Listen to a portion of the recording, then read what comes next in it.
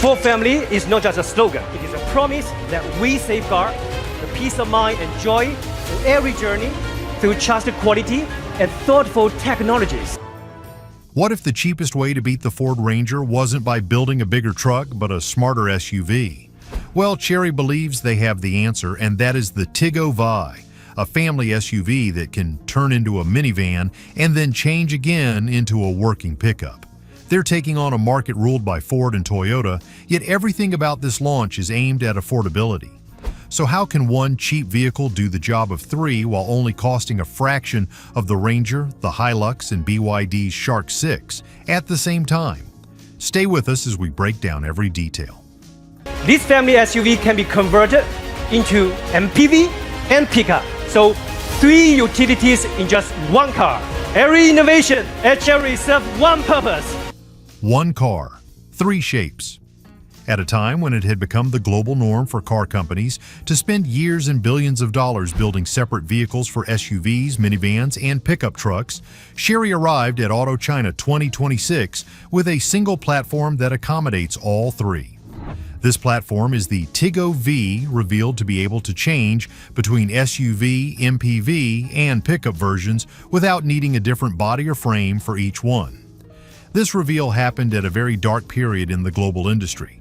The Ford Ranger PHEV was pretty much dead on arrival because of broken parts and rising prices. BYD's Shark 6 was starting to feel like yesterday's news. GWM's Canon Alpha was being pushed aside by stronger releases from the competition, and Toyota's electric Hilux was being riddled with delays going as far as summer 2027. Right in the middle of the chaos, Chery International stepped forward at Auto China 2026 and made the huge announcement that almost no one expected. And that was the Tiggo V, announced with a selling point of affordability and the ability to work in different modes for different users. There were many exciting things promised about this vehicle. In family mode, its 2,800mm wheelbase gives it enough space for 3 rows and 7 seats, along with 42 storage spaces spread across the cabin. Yet for a vehicle of its size, the surprises didn't stop there. According to Chery's presentation, the user would be able to remove the rear wagon section and replace it with a cargo box, turning the Tiggo V into a work vehicle that can carry 600 liters of cargo. The space includes 4 tie-down points and up to 4 movable dividers to help keep everything in place. Normally, this shouldn't be able to match the heavy payload of a body-on-frame pickup, and of course, Chery isn't saying it will. Nevertheless, it still stands as the first mainstream Chinese SUV to offer this kind of modular design instead of making owners have to rely on aftermarket upgrades. This is where the close comparisons with Toyota and Ford start to make sense. Chery had clearly designed this vehicle to compete with trucks by giving it the flexible cargo space of a pickup while still endeavoring to keep the comfort of an SUV for everyday driving. Right now, no other Chinese or global brand sells a vehicle that works quite like this. This leads us to the big and important questions. What on earth is powering such a vehicle? And how would it work? Before we answer these questions, please consider liking and subscribing to the channel so you never miss videos like this. Now let's explore everything under the hood. The company revealed that the Tiggo V uses a new version of their super hybrid plug-in system, and it would be offered in 2 different versions. The entry-level DHT 160 makes 160 kilowatts and 275 newton-meters of torque, while the more powerful DHT 230 increases that by up to 260 kilowatts and 330 newton-meters. Both versions are expected to travel between 90 and 100 kilometers on electric power alone before the 1.5-liter turbocharged 4-cylinder engine starts helping out. That means many people will be able to handle their daily drive using only electricity, while the gasoline engine takes over for longer trips. But this Ranger isn't all talk. Plug-in power can help lower emissions and reduce running costs compared to diesel models. Chery will also sell a standard 2.0-liter turbo gasoline version in some markets for buyers who don't want a plug-in hybrid. Still, if the Tiggo V wants to compete with trucks that can leave the road, power isn't the only thing that matters. Ground clearance and water crossing are just as important, and this is where the Tiggo V begins to look like a threat. Chery says it offers up to 220 millimeters of ground clearance. The plug-in hybrid can drive through water up to 700 millimeters deep, while the gasoline version can go through water up to 650 millimeters. Now, of course, those numbers don't beat a true off-road truck like the Hilux, but they still stand as a genuine threat for the competition, especially for a vehicle designed to spend most of its time being a family SUV instead of a work truck. Chery also says safety was built into the vehicle from the beginning, not added later. They revealed the SUV's body is 76% high-strength steel and aluminum with extra protection in the areas most likely to be hit during a crash. Standard safety features include forward collision warning, automatic emergency braking, automatic parking assist, and remote parking assist. On many competing vehicles, buyers have to pay for higher trim levels before getting those same features. So instead of waiting 6 months for an official review on YouTube, let's hold these numbers under scrutiny. Missing stats and specifications. Despite dropping strong clues hinting at this being the cheapest vehicle with many features, many find it odd that Chery also hasn't shared every detail about the powertrain, especially the exact battery size. That missing information is ironically the big reason people are talking about this vehicle. As far as many are concerned, there has to be a catch, and it's easy to see why.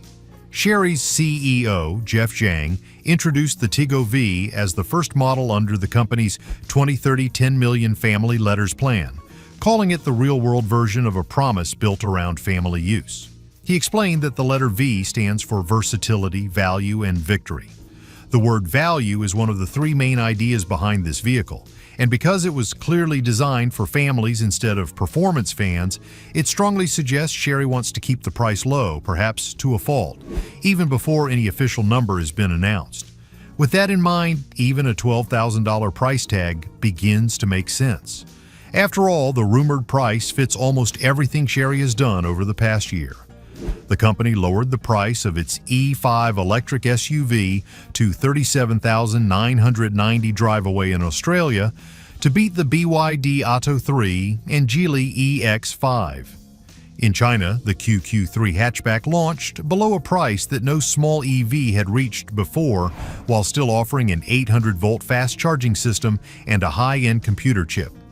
The QEV is also arriving in South Africa below the prices of the Geely E2 and BYD Dolphin Surf, the 2 cheapest electric cars sold there today. Chery doesn't build a vehicle first and then decide on a price. It chooses the price it wants to beat, then builds the vehicle around that goal, but that doesn't mean getting a higher market share would be easy. So what exactly would they be up against this time? To understand what the Tiggo V's greatest threat to success is, you have to look at the price battle already happening in the plug-in pickup market, because that's exactly where Chery wants to compete with its pickup version. Right now, the Ford Ranger PHEV is the most expensive choice by a large margin. Prices begin at $71,990 before on-road costs for the XLT rise to $75,990 for the Sport and reach $86,990 for the top Storm Trek model. In the real world, some drive-away prices push that number close to $92,000. With that, most buyers usually get a 207 kilowatt hybrid system with 697 Newton-meters of torque, but only a claimed 49 kilometers of electric driving, the shortest range of any major plug-in pickup now on sale. The BYD Shark 6 costs much less, starting at $57,900 before on-road costs. It makes 321 kilowatts and 650 Newton-meters of torque, while offering about 100 kilometers of electric-only driving. It helped create this market in Australia and is still the value standard every new rival has to beat. GWM seems to have pushed even harder. The Canon Alpha PHEV has dropped in price several times during 2026, with special drive-away deals for ABN holders, bringing the Lux model down to $60,490 and the top Ultra model to $67,490, making it cheaper than the Shark 6 in several states. It combines a 180 kilowatt, 380 Newton-meter turbo engine with a 120 kilowatt electric motor for a total of 300 kilowatts and 750 Newton-meters of torque, giving it more power than the Ranger and Shark 6. Its 37.1 kilowatt-hour battery delivers a claimed 110 kilometers of electric-only driving, more than twice the Ranger PHEV's range and even better than the Shark 6. When you compare power, torque, electric range, and price together, the Canon Alpha now offers the strongest value in this class. And like the Tiggo V, it's built in China. That's the market Chery is entering. GWM and BYD have already made the fight for affordable electric trucks very competitive, while Ford is struggling to match what buyers get for the money. If the Tiggo V launches anywhere close to Chery's recent pricing strategy, it may not only cost less than the Ranger, it could also beat the Shark 6 and the Canon Alpha on price while offering something none of them can. And that feat is the ability to change back into a real 7-seat family SUV once the work is finished. All of these make people wonder, what is Toyota's response? Responses from the competition. Toyota hasn't been standing still during any of this, with pressure coming from BYD, GWM, and now Ford's own plug-in trucks. Introducing the all-new Ranger plug-in hybrid. The Ford Ranger you know and love, electrified. Engineered with no compromise towing, payload, and off-road performance. Toyota has confirmed a fully electric version of the Hilux instead of a plug-in hybrid. This comes with dual-motor four-wheel drive, can tow up to 1,600 kilograms, and has about 240 kilometers of driving range on a full charge. That's a very different approach from everyone else in this market. While Ford, BYD, and GWM combine a gas engine with a battery, Toyota is skipping that step and going straight to a full electric powertrain for one of its most important vehicles, betting that buyers are ready to move past hybrids completely. The huge challenge, however, is the timing and the price. The Hilux BEV still isn't widely available, and Toyota has usually priced its trucks higher because of their strong resale value and reputation for reliability instead of using big discounts to win new buyers. That leaves an opening at the lower-priced end of the electric truck and SUV market, and Chinese brands have been rushing to fill it, one price cut after another. The Tiggo V isn't pretending to be a heavy-duty work truck, but it does offer real modular flexibility, and Chery is aiming directly at that opening instead of trying to win over Toyota's core off-road customers. Now, of course, none of this means the Tiggo V will outwork a Ranger on a construction site or beat a Hilux across the Australian outback. Its 220 millimeters of ground clearance and unibody design put it in a different class than body-on-frame trucks built on a ladder chassis. As we've said, the key is economic value and affordability. Chery also hasn't released payload numbers for the pickup version yet, and that will decide how seriously workers take it. As it turns out, the buyers Chery is targeting are the people stuck between two choices. Either they want truck-like usefulness without paying truck-sized running costs, or they want a modern 7-seat family SUV without giving up the ability to carry large items a few times each year. That's a real group of buyers that hasn't had many choices. GWM, BYD, and Ford are mostly fighting for people who need a full-time work truck. Chery is building something for people who usually don't, but sometimes do. And based on every launch the company has made this year, it's expected to cost much less than all of them. The Tiggo V will start production for buyers in China later this year, and Chery still hasn't announced when it will launch in other countries. But looking at the company's history, it would be risky to assume it won't happen. The E5 launched in Australia and later arrived in Thailand. The QEV started in China before expanding to Indonesia and South Africa. The Stockman pickup, built to compete directly with the Hilux and Ranger, is scheduled to arrive in Australia during the last quarter of 2026. Chery keeps following the same plan. Prove the vehicle at home first, then expand country by country while undercutting the biggest brand on price in each market. If the Tiggo V follows that same strategy, the real story won't be whether it beats BYD, Toyota, or Ford inside China. Rather, the real story will begin when a 7-seat plug-in hybrid family SUV that can also turn into a pickup arrives in export markets where Chery has already built a reputation for offering more value at a lower price. That's when this stops being an interesting concept from a Chinese auto show and becomes something Ford and Toyota will have to take very seriously. Now let's talk about the release date and exact pricing, future details, and change in price. A few important details will decide whether the Tiggo V really lives up to all the excitement around it. As of early August 2026, Chery still hasn't confirmed the battery size for either version, hasn't shared official fuel economy or efficiency numbers beyond the claimed 6.0 liters kilometers for the plug-in hybrid, and hasn't said anything about payload capacity in pickup mode. That number could decide whether people see it as a real work truck option or just a clever idea.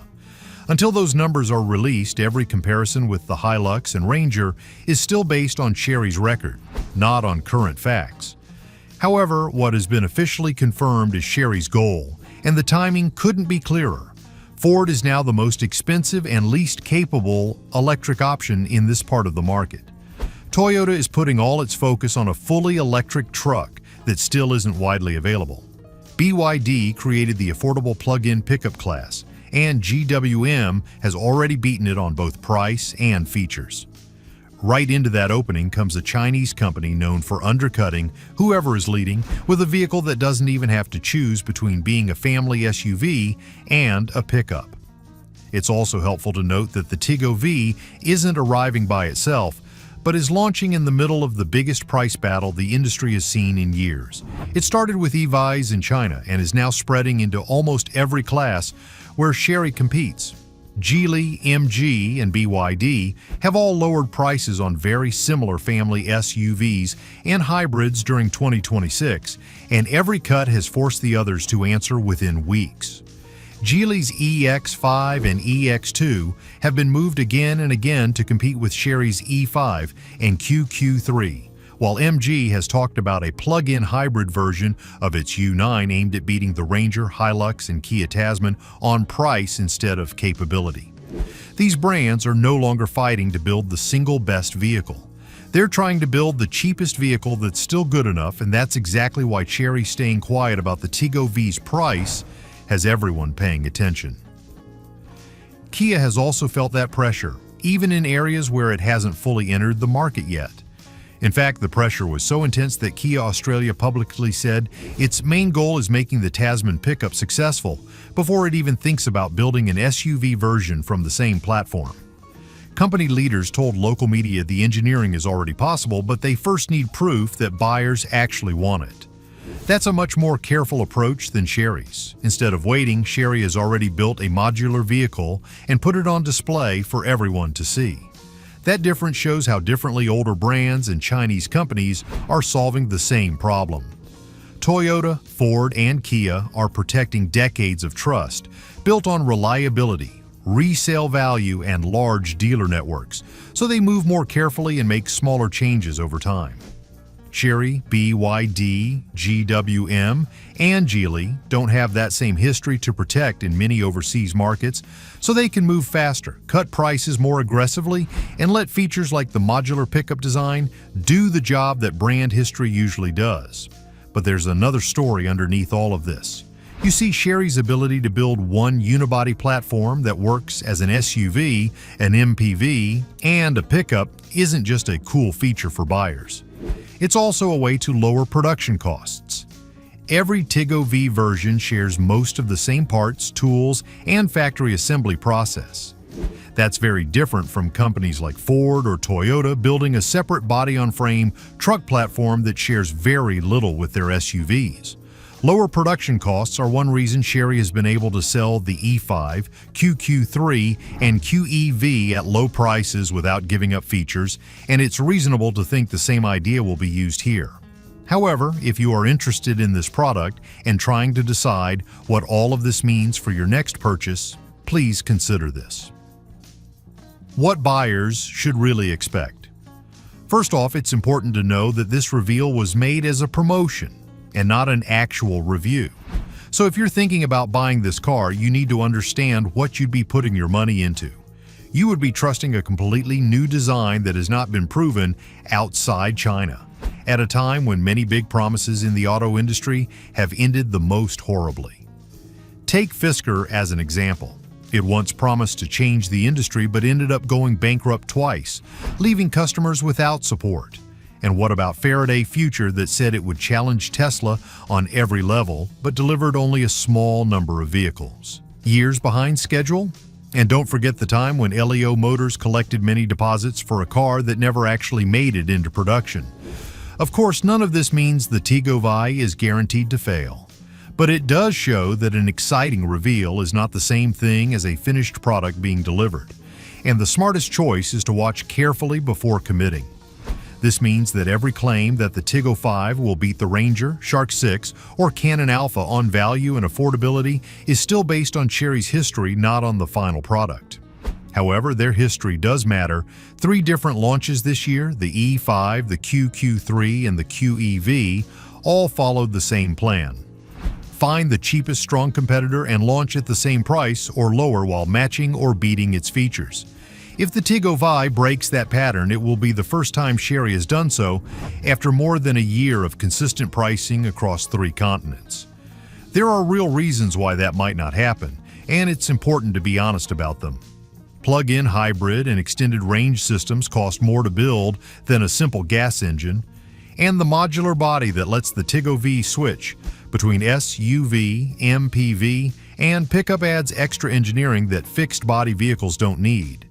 That could push the price higher than Chery's normal strategy, especially if the company decides to sell the Tiggo V as a mid-range model instead of a budget one. Nothing the CEO said completely ruled that out as a possibility. Value was only one of the 3 main ideas, not the only one, and victory could just as easily mean offering better features at a similar price instead of just being the cheapest. That's why this story will be worth revisiting as soon as the product gets released. After all, prices change, and if the Tiggo V launches the way the E5 did in its own class, it could seriously shake up the affordable pickup and family SUV markets across several continents. If it launches as a premium flagship instead, it will still be an interesting engineering story, but a much smaller challenge to Ford, Toyota, BYD, and GWM. The Tiggo V is asking buyers to trust a completely new type of vehicle, not simply a cheaper version of one they already know.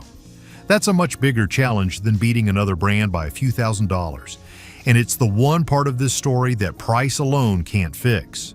And that trust gap is shrinking much faster than many people think. So let us know what you think in the comments below. Would you be getting one when it drops later this year? Or does all this feel too good to be true? We'd love to hear your thoughts. Don't forget to like, subscribe, and click on the next video shown on your screen. You will enjoy it. Until next time, take care.